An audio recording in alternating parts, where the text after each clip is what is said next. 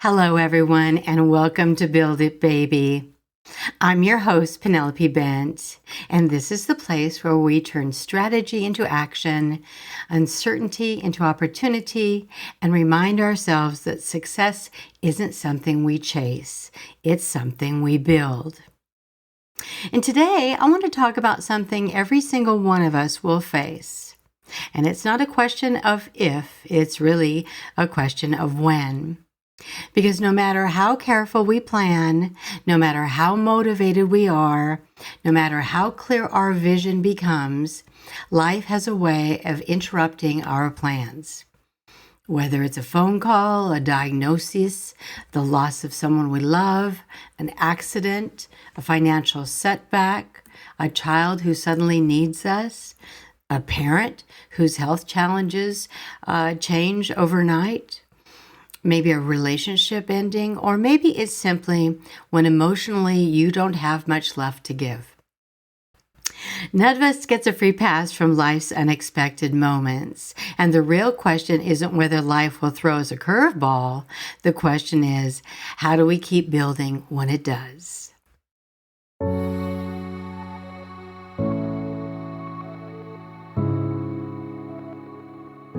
This is Build It, Baby, the show for big ideas, brave pivots, and bold next chapters. So let's do it. Let's build it, baby.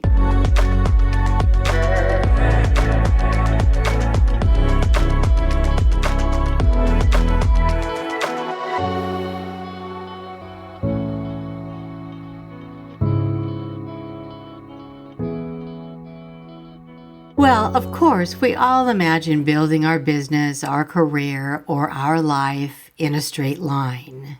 We picture momentum, progress, excitement. But nobody tells you what happens when the phone rings, when that special call comes in. Perhaps someone you love dies, or a parent needs care, or your child is struggling.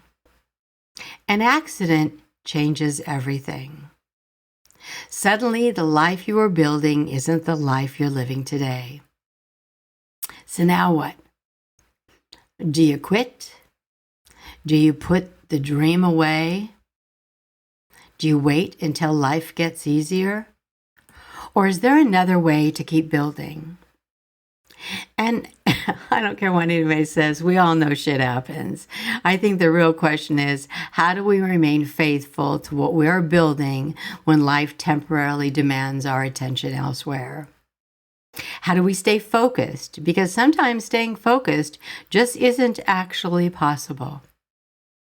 And I believe sometimes the right answer is, today, I don't have to bring my 100% game.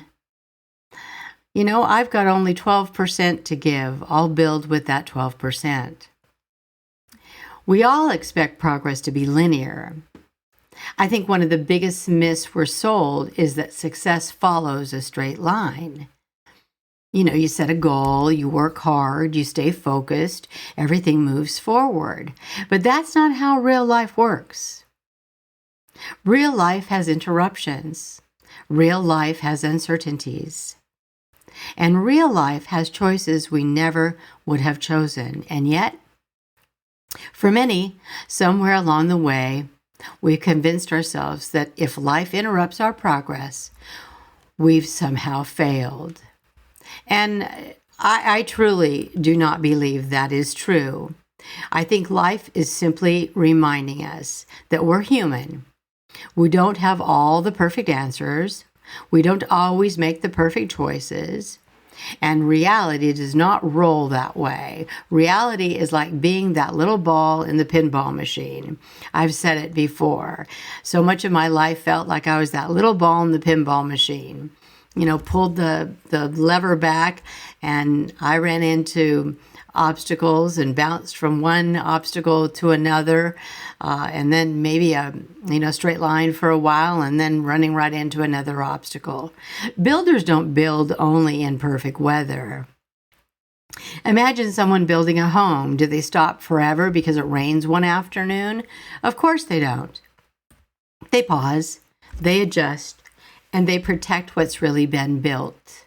And then when the weather changes, they continue. I believe our life works the same way. There are seasons for building, there are seasons for maintaining, there are seasons for healing, seasons for grieving, and none of these seasons erase the dream. They simply change the pace. And I believe one of the greatest mistakes we make is believing that slowing down means giving up. It doesn't. It doesn't have to mean giving up. Sometimes slowing down is exactly what allows us to keep going. You know, we've built Build-A-Baby around the idea that we don't chase success, we build it. But builders don't build in perfect weather. Builders build through uncertainty, grief, illness, layoffs, caregiving, divorce, financial stress. They build during real life. So if you find yourself in the middle of a setback, stop measuring yourself against your yesterday. This is something I've learned over the years. When life changes, stop comparing today's capacity with yesterday's. Maybe 6 months ago, you could work 12 hours. Maybe today, you can give 30 minutes. There's nothing to be ashamed of there. That isn't failure. That's life, baby. That's reality. And reality deserves compassion. If all you can do today is answer one email, that's building.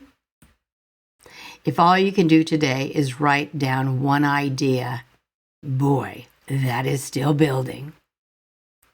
And if all you can do today is simply refuse to quit, that's one of the biggest builds there is. Progress isn't measured by speed. It's measured by commitment. Remember, there are more than two speeds. I think many people believe life has only two settings, full speed or completely stopped. But I don't believe life is that simple. Sometimes we're sprinting, sometimes we're walking, sometimes I can certainly say we're crawling. And then there's sometimes we're simply standing still long enough to catch our breath. All of those are part of the journey. The only thing that truly stops the build is believing that the build is over. And from my experience, almost always, or most of the time, it isn't. Here's the bottom line. You got to give yourself permission to build differently. Maybe your business won't grow as quickly this year. Maybe your promotion has to wait. Maybe your plans need a bit of adjusting. Hey, I do that all the time.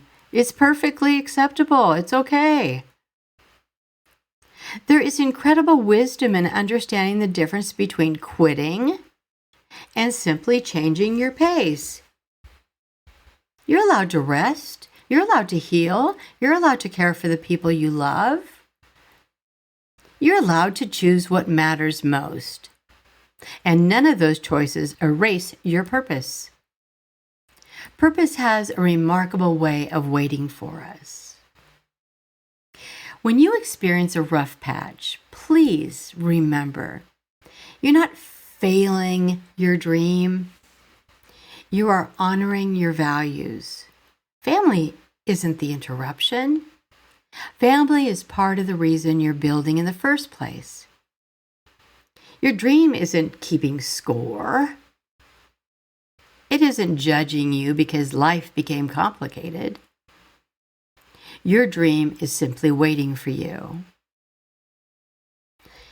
You got to take care of what needs your attention today. And when tomorrow comes, build with whatever you have left. Maybe that's 10 minutes. Maybe it's an hour. Maybe it's simply opening the notebook again. Maybe it's small steps. Still, they still move us forward. Maybe that's all we've got is those small steps. Yep, life may interrupt your plans, but it doesn't have to interrupt your purpose. And maybe today you're building from a hospital waiting room. Let me tell you something. I've been there. I'll never forget the day when I was really excited. I had just picked up a new client with a very substantial contract. And needless to say, I'd really invested a lot of time and energy and money into my business. So this new contract was just, it was just a blessing. It came at the perfect time.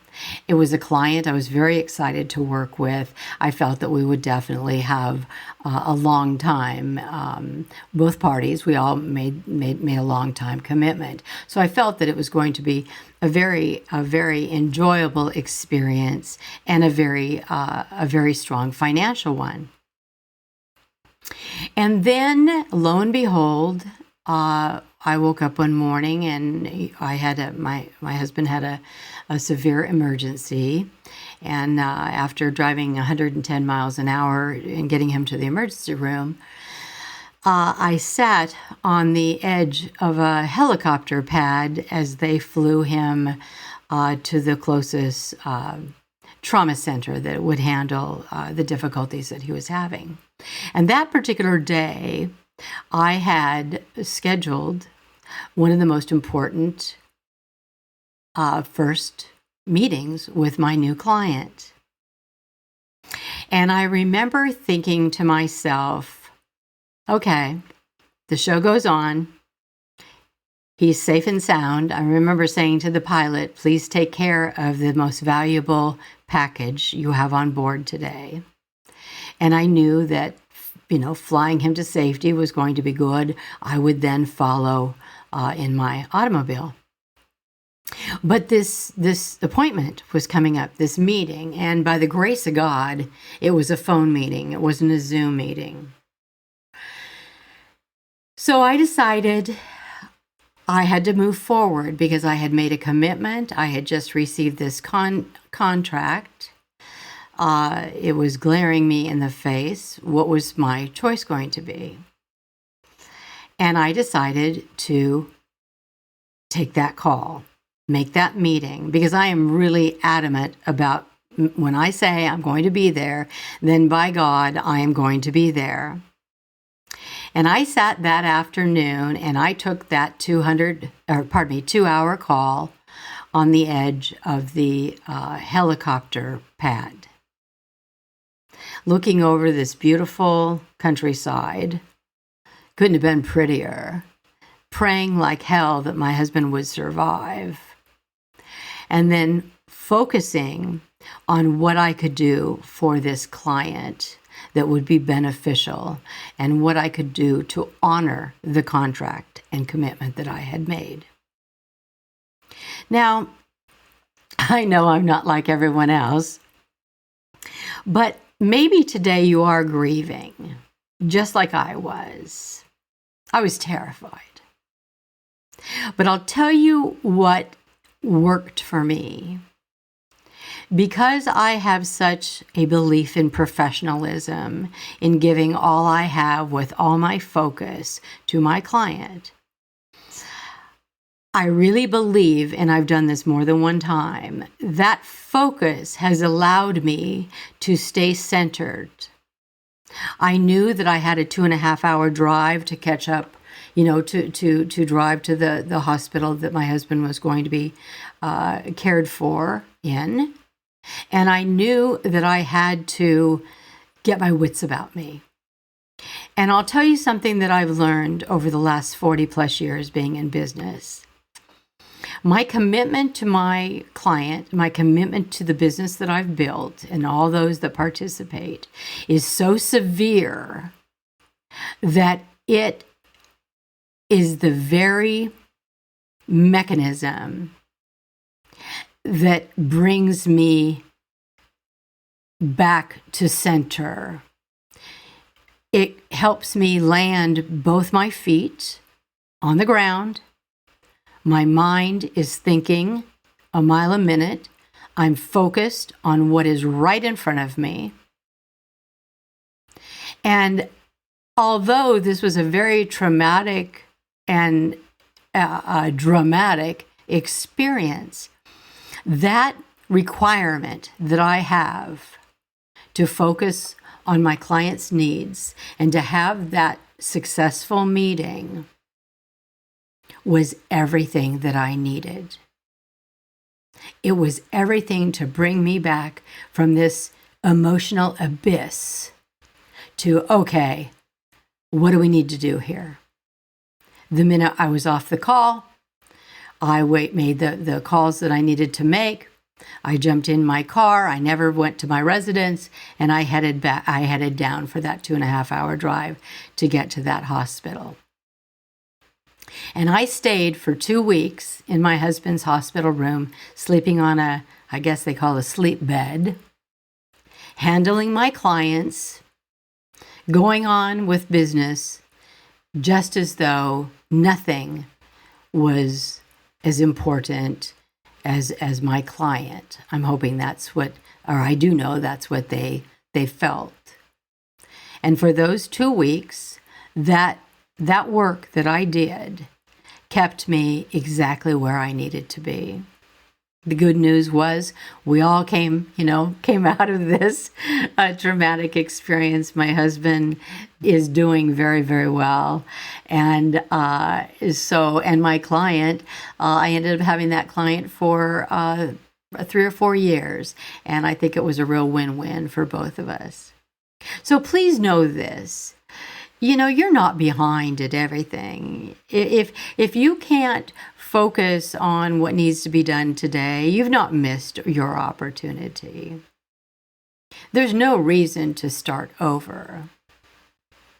You are simply learning how to build through life's experiences. And one thing I can share with you, building your life, building your business, building your career, that can be more valuable to you in the long run than you will ever understand. You're building your businesses, or most of us do, because we're looking for some financial independence. We're looking for days that we enjoy what we're doing. But building and being committed to that product, to the excellence of that product, can be the very, very thing that will keep you grounded, keep you centered, and keep you thriving through all of life's interruptions. And I assure you, there will be many. So here's the part where I tell you exactly what I know. These are my knowings, the things I no longer question, because they've shown themselves to me again and again. Not from a book, but from building, getting knocked down, getting back up, and doing this work in the real world. Okay, here are my knowings. I know life doesn't ask permission before changing your plans. It doesn't check your calendar, and it doesn't wait until you've reached your goals. It just simply arrives. Number 2, I know that I discovered my own strength through the tough times and the setbacks. And number 3, I also know that the universe will never give me more than I can handle. Those are my knowings. Okay, it's that time for listener questions. Here we go. This is from Elizabeth in Reading, Pennsylvania. And Elizabeth asks, how appropriate is this question? How do you handle stress or worry? Well, Elizabeth, I have to tell you, I really don't do a lot of worrying. I have never been good at worrying. Worrying is when you sit there and you're thinking about something that needs to be attended to, and you're worried about the result. I just jump in with both feet when it comes to anything that is even close to a concern I may have. It's not a worry I have. It may, I think concerns can grow into worries when they're left unattended. So I have lived all of my life with the idea that I handle every concern straight away, because I hate the idea of worry. I hate the way it makes my stomach feel. I hate the way it interrupts my sleep. And if you know me at all, I need a lot of sleep.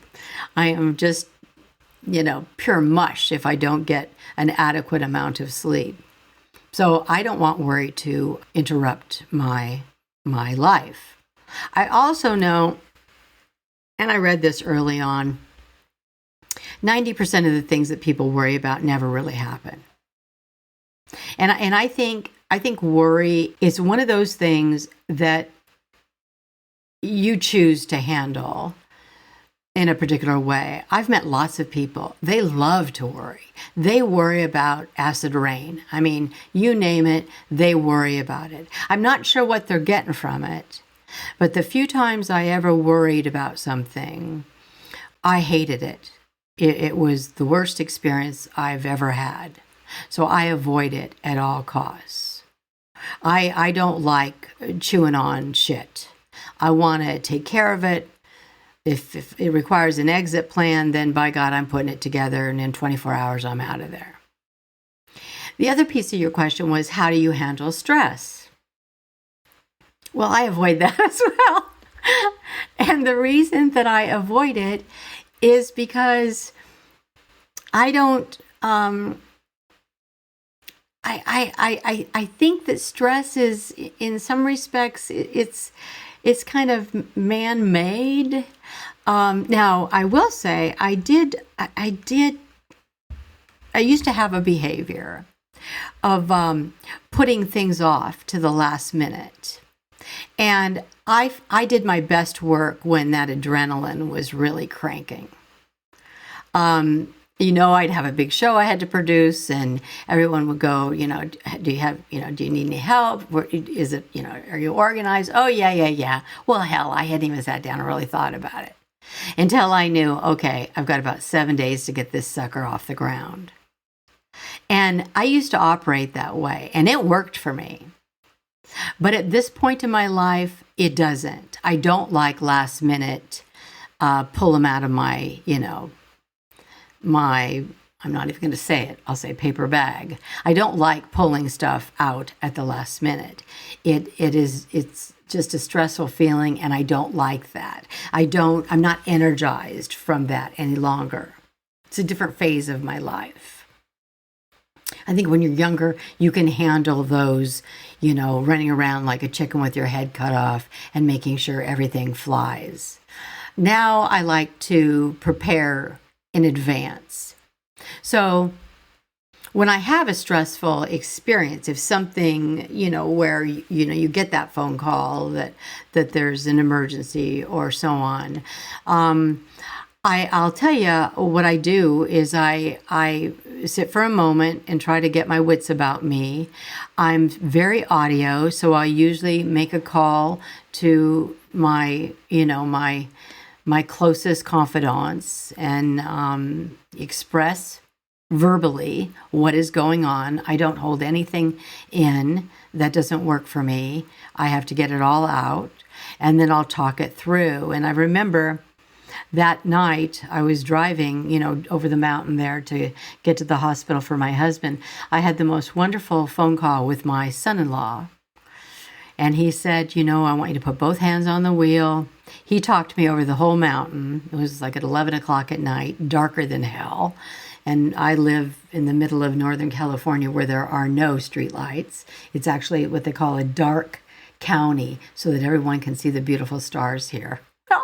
When you're driving, a very hairpin turn road, I would have liked more stars. That's all I got to say.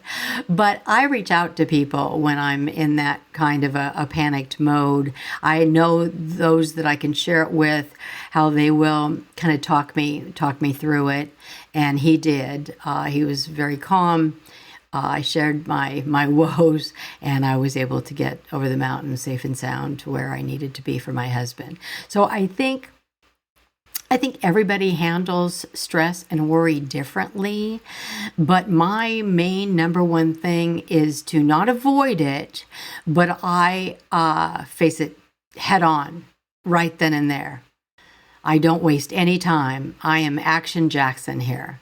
I make the calls, I find the data, I see what my odds are, and what I need to do to make things, whatever the concern is, to get it rectified immediately. I do the same thing with my relationships. I'm not good at holding anything in.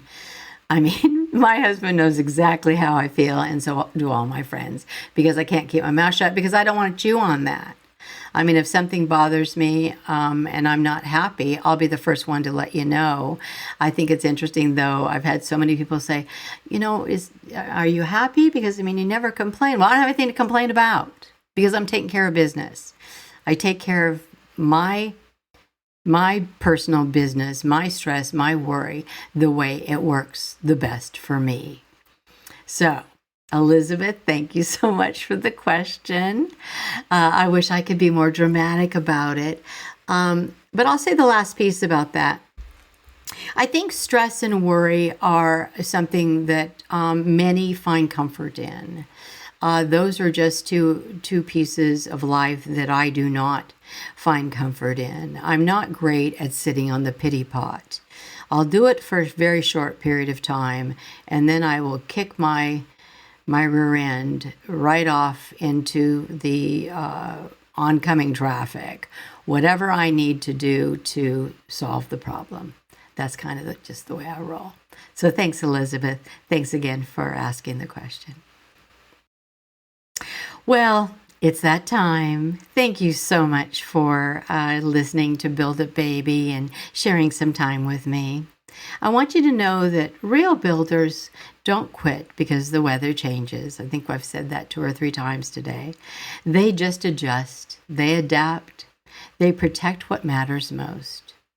And when they're ready, they pick up the next brick. One step, one choice, one day at a time. Because success isn't built in perfect conditions. It's built through persistence. It's built through courage. It's built through love. And sometimes it's built while life is asking everything we have. Thank you so much for spending part of your day with me. If today's episode encouraged you, I'd love you to share it with someone who may be walking through a difficult piece of life right now. And remember, you don't have to build everything today. You simply have to keep building. Until next time, build boldly, live intentionally, and always build it, baby. Always best, Pete.